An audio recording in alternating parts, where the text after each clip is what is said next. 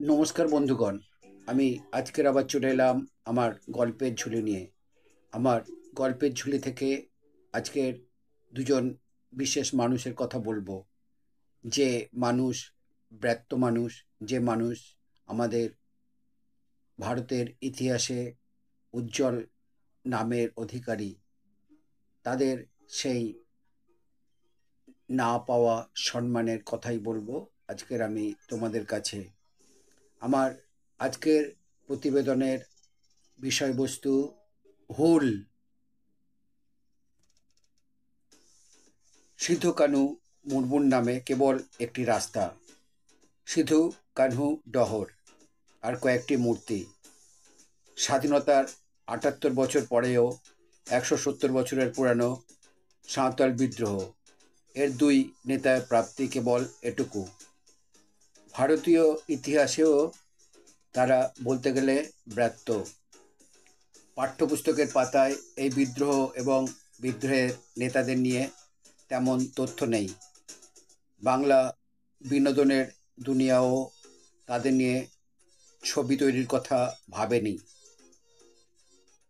তাই প্রযোজক অনুপল সাউ এবং পরিচালক আবির রায়ের নতুন বছরের উপহার হুল, এই ছবিতে দুই বিদ্রোহী নেতার ভূমিকায় যথাক্রমে দেবাশিস মণ্ডল, কিঞ্জল নন্দ। পাহাড়ে জঙ্গলে ঘেরা ছোট্ট একটা গ্রাম ডোগনডিহি, সেখানকার দুই অসীম সাহসী সাঁওতাল ভাই নিজেদের বাকি 4 ভাই বোনকে সাথে করে গোটা আদিবাসী সমাজকে একত্র করে যুগ যুগ ধরে হয়ে আসা অন্যায় অত্যাচার আর সামাজিক শোষণের বিরুদ্ধে যে মহাবিদ্রোহের ডাক দেয়, তা যেন বীজ বপন করে আগামী দিনের দেশ স্বাধীন করার সমস্ত মহা সংগ্রামের। হাজার হাজার আদিবাসী বিদ্রোহী মাটির লড়াইয়ে শহীদ হন। প্রথমবার বড় পর্দায় আসতে চলেছে সেই মহাগাথা।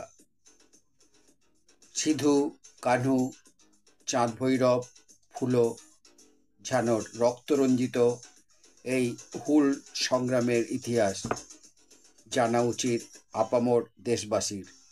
আজ ১৭০তম হুল দিবসে সমস্ত হুল বিদ্রোহীর চরণে বিনম্র শ্রদ্ধাঞ্জলি জানাই।